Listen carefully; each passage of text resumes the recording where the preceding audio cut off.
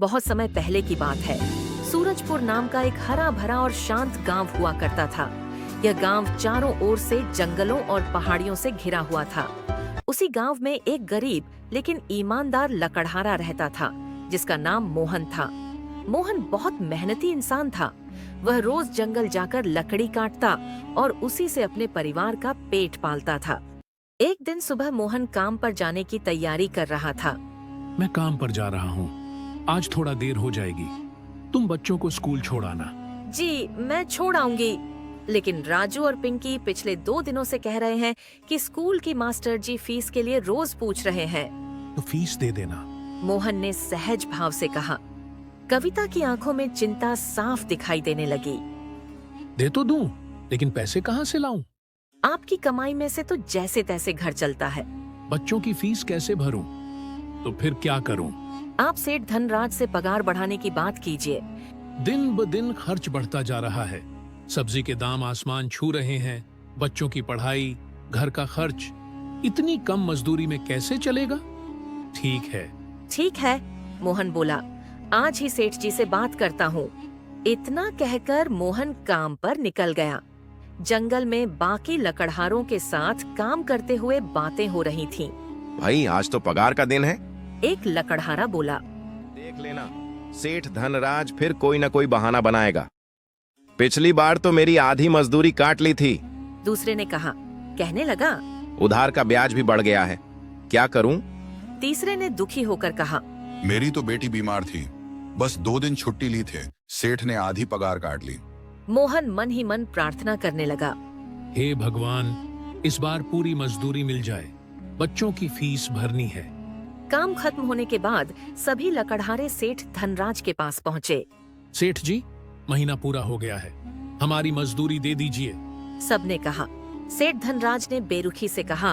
अभी मेरे पास पैसे नहीं हैं, माल गोदाम में पड़ा है, 2 दिन बाद आना। लेकिन सेठ जी, घर में एक पैसा नहीं बचा, पैसा पेमेंट कर दीजिए ना प्लीज। सेठ जी। मोहन ने सेठ जी से विनती की। तब भी सेठ जी उसको पैसा नहीं दिया। तभी सेठ जी ने कहा। निराश होकर सभी मजदूर अपने अपने घर लौट गए। घर पहुंचकर कविता ने पूछा, कितनी पगार मिली? कुछ नहीं, सेठ ने कहा 2 दिन बाद देगा, लेकिन स्कूल ने चेतावनी दे दी है। कविता रो पड़ी। कल फीस नहीं दी तो बच्चों को स्कूल से निकाल देंगे। हम इंतजार के अलावा कर भी क्या सकते हैं? सेठ ने एक मजदूर को पैसे पकड़ा दिए और उसने बोला, ये लो तुम्हारी मजदूरी। सेठ जी, ये तो पूरे नहीं है। मोहन बोला। 2 दिन बाद सेठ ने सबको पैसे दिए। ज्यादा सवाल मत कर, लेना है तो ले, नहीं तो कहीं और चला जा। किसी को भी पूरी मजदूरी नहीं मिली। सेठ जी, मेरे पूरे पैसे बनते हैं। मोहन बोला। बाजार में लकड़ी सस्ती हो गई है, इतने ही मिलेंगे। बोला बेबस होकर मोहन पैसे लेकर लौट आया। इतने कम? कविता बोली। अब क्या होगा? मैं और काम ढूंढूंगा। मोहन ने फैसला किया। सेठ के वहाँ कम करने के बाद कहीं और मेहनत करूंगा। अगले दिन काम के बाद मोहन पूरे गांव में काम ढूंढने निकला, लेकिन हर जगह से उसे निराशा मिली। शाम को लौटते वक्त अचानक उसने देखा कि भैंसों का झुंड उसकी ओर दौड़ता चला आ रहा है। डर के मारे वह पास की एक पुरानी गुफा में जा छिपा। जब खतरा टल गया तो उसकी नजर एक टोकरी पर पड़ी। जैसे ही उसने टोकरी छुई, एक आवाज आई। रुको। उसका आवाज जब आया तब वह इधर उधर देखने लगा और पूरा डर गया। तब उसका आवाज आया और बोला, एक रहस्यमयी जिन प्रकट हुआ और जिन बोला, डरो मत, ये गुफा केवल सच्चे दिल वालों के लिए है। यहाँ कोई बुरा आदमी गुफा में घुस नहीं सकते। जो भी घुसता है उसका मन तन पवित्र होता है, और हम तुमको देख के ही समझ गए है कि तुम कैसा आदमी हो। ये लो, ये एक जादुई टोकरी है, इसमें जो भी डालना है वही चीज बहुत सारे निकलेंगे, लेकिन लालच किया तो भारी नुकसान होगा। मोहन टोकरी लेकर घर आया। उसने अपनी पत्नी को सब बताया, जितने भी घटना था, और वह सोचने लगा कि क्या डाले। फिर उसके मन में विचार आया कि कम करते समय उसको चंदन की लकड़ी मिली थी, और उसने चंदन की लकड़ी लाया और दल दिया। उन्होंने उसमें चंदन की लकड़ी डाली। टोकरी चमत्कार से भर गई और वो दोनों बहुत ही खुश हो गए और बोलने लगा, कल सुबह सुबह काम पे नहीं जाऊंगा, लकड़ी बेचने बाजार जाऊंगा। अगले दिन मोहन ने लकड़ियां बेच दी और अच्छी कमाई की। सबसे पहले बच्चों की फीस भरी। अब मोहन ने तय किया कि वह बाकी ईमानदार लकड़हारों को भी अपने साथ जोड़ेगा। उसने कहा, अगर मेरा भला हो सकता है तो सबका क्यों नहीं, मैं ही सबको कम पे रखूंगा।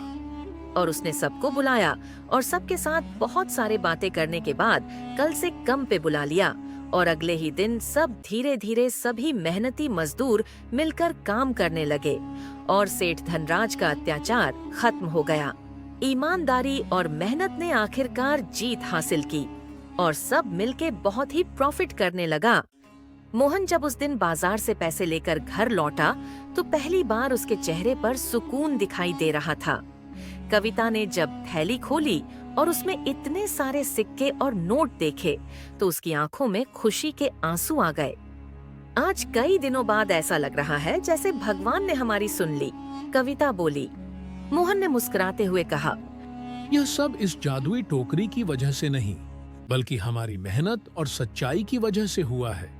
अगर मैं बेईमान होता या लालच करता तो शायद यह टोकरी मुझे कभी नहीं मिलती। अगले दिन सुबह सुबह मोहन ने बच्चों को स्कूल छोड़ा। जब उसने पूरे पैसे जमा किए तो मास्टर जी भी हैरान रह गए। मोहन, आज समय पर पूरी फीस? जी हाँ मास्टर जी, अब मेरे बच्चों की पढ़ाई कभी नहीं रुकेगी। ये बात धीरे धीरे पूरे गांव में फैल गई कि मोहन अब सेठ धनराज के यहाँ काम नहीं करता और उसने खुद का काम शुरू कर दिया है। गांव के बाकी लकड़हारे श्याम, गोविंद, नाथू और भीखू सब मोहन से मिलने आए।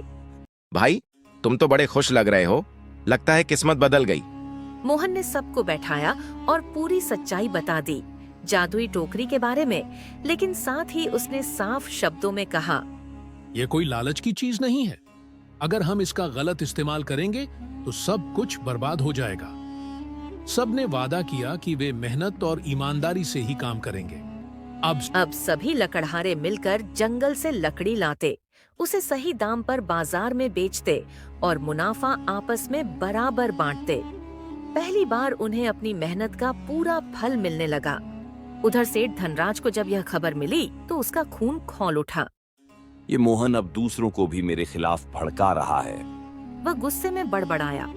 सेठ ने बाजार में अफवाह फैलाई कि मोहन की लकड़ी नकली है, लेकिन जब बड़े व्यापारी खुद जांच करने आए तो सच्चाई सामने आ गई। मोहन की लकड़ी सबसे अच्छी निकली। धीरे धीरे सेठ धनराज का व्यापार बैठने लगा। जो मजदूर कभी उसके डर से कुछ नहीं बोलते थे, अब उन्होंने भी उसका साथ छोड़ दिया। एक दिन सेठ धनराज खुद मोहन के पास आया। सेठ ने कहा, मोहन, मुझसे गलती हो गई, मुझे माफ कर दो, मुझे भी अपने साथ काम पर रख लो। मोहन ने शांत स्वर में कहा, सेठ जी, काम तो मिल जाएगा, लेकिन अब यहाँ किसी के साथ अन्याय नहीं होगा। सबको उनकी मेहनत का पूरा हक मिलेगा।